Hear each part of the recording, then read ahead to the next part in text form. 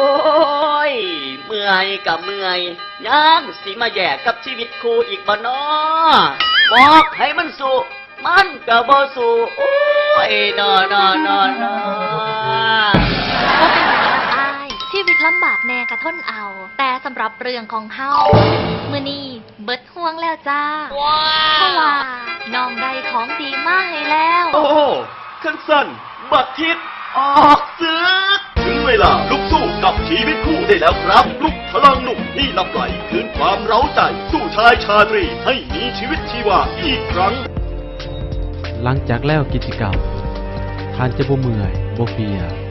พอบ่มีสารไวอาก้าพื้นตัวไวได้หลายห้อสนใจสั่งซื้อหรือเป็นตัวแทนจำหน่ายจากบริษัทโดยตรง